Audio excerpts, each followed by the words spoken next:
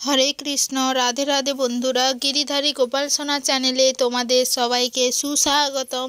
তোমরা সবাই কেমন আছো? আশা করি তোমরা সবাই ভালো আছো গোপাল সোনার কৃপায়। আর তোমাদের গোপাল সোনাও অনেক অনেক ভালো আছে। আজকে রবিবার সকাল থেকে ভিডিওটা স্টার্ট করছি।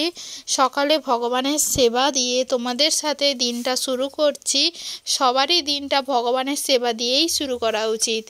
সকালবেলা গোপু সোনাকে স্নান শৃঙ্গার করে সমস্ত কিছু পূজা অর্চনা সমস্ত কিছু কমপ্লিট করে ফেলে সংসারের কাজে এবার লেগে পড়েছি।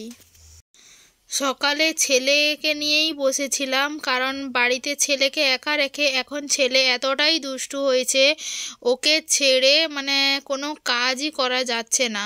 তাই ছেলেকে ঘুম করিয়ে কাজে লেগেছি। সকালে উঠেছে অনেক দেরি করেই কাজে লেগেছি। এখন বাজে প্রায় সকাল 8:30 মতো। ছেলে এই মাত্র ঘুমিয়েছে, যেই ঘুমিয়েছে সংসারের কাজে এসে লেগেছি। হাঁড়ি সমস্ত থালা বাসন আরও পড়েছিল, ওইগুলো সব পরিষ্কার করে রাখছি, কারণ রান্নার জোগাড় জানতি এবারে বসাতে হবে। আর আমাদের সমস্ত কিছু কারবার কিন্তু পুকুরেই আসলে হয়। বর্ষাকালে পুকুর অবধি আসতে যদিও কষ্ট, কিন্তু পুকুর ঘাটে জিনিসপত্র ব্যবহার করে কিন্তু অনেক আমেজ পাওয়া যায়। কারণ সমস্ত জিনিসগুলো ভালো করে জলে ধোয়া যায়, কারণ জলটা যেহেতু অনেক থাকে তাই জন্যই।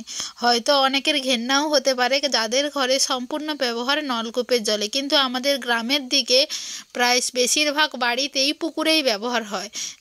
বেশিরভাগ নয়, বলতে গেলে প্রায় সব বাড়িতে। যাদের বাড়িতে পার্সোনালভাবে নলকূপ আছে তারাও কিন্তু এই যে হাঁড়ি কড়া, আমাদের যেহেতু কাঠের উনুনে রান্না হয়, কাঠের জ্বালানে রান্না হয়, তাই জন্য কালি বসে, ওগুলো তো ঘরের ভিতরে মাজা সম্ভব নয়। অনেকে আছে নলকূপের, এই যে নলকূপ যেখানে বসে সেখানে বসে বসেও মাজে, কিন্তু দেখেছি মোবাইলে অনেকের ব্লগ।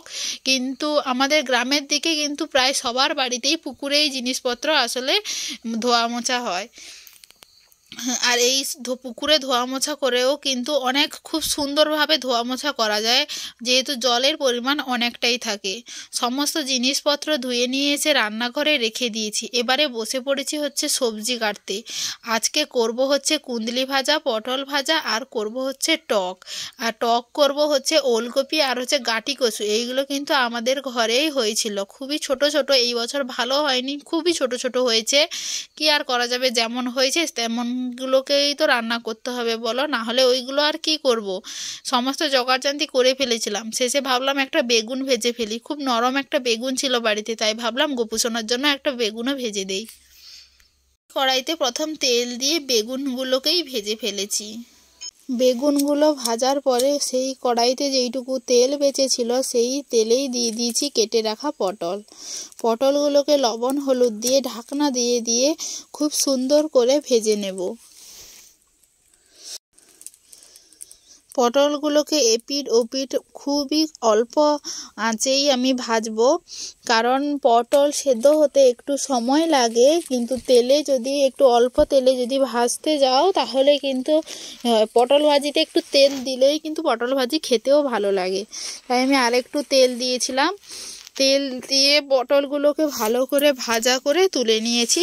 তারপরে দিয়েছি কুঁদরিগুলো কিন্তু আমি সেদ্ধ করেছি। সেইটা কিভাবে সেদ্ধ করেছি তোমাদেরকে দেখানো হয়নি। ওই পাশে আমার ভাতের হাঁড়িটা বসেছিল। সেই ভাতের হাঁড়িতে যখন ফুট এসে এই ছান্দা ছান্দা যে বেলাগুলো হয়, সেই বেলার ওপর কুঁদলিগুলোকে ধুয়ে তুলে দিই, তখনই কিন্তু কুঁদলিগুলো সেদ্ধ হয়ে যায়। কুঁদলি সেদ্ধ হয়ে গেলে এখানে ভাজার সময় লবণ হলুদ দিয়ে আমরা ভেজে ফেলি, লঙ্কা গুঁড়ি দিয়ে ভেজে তুলে নিয়েছি। তারপরে এবার করছি হচ্ছে টক। তেলে 5 ফোড়ন দিলাম, তারপর হচ্ছে তোমার কেটে রাখা কচু আর হচ্ছে তোমার ওলকপি, এইগুলো দিয়ে ভালো করে লবণ হলুদ দিয়ে নেড়ে আমি হচ্ছে পাকা তেঁতুলে টক করব। পাকা তেঁতুল চটকে নিয়েছি, চটকে হচ্ছে টক জল তুলে দিয়েছি। রান্না করতে করতে আমার ছেলেও আমার কাছে চলে এসেছিল, তাই জন্য রান্না বান্না শেষ করে আর তেমন কিছু তোমাদের সাথে দেখানো হয়নি। একেবারে ভগবানের ভোগের থালাটা সাজিয়ে নিয়েছি। এবারে ভগবানকে ভোগ লাগিয়ে দেব দুপুরবেলা। আর আজকের ভিডিওটাও এইখানেই শেষ করব। দেখা হচ্ছে পরের ভিডিওতে। হরে কৃষ্ণ, রাধে রাধে, হরি বল।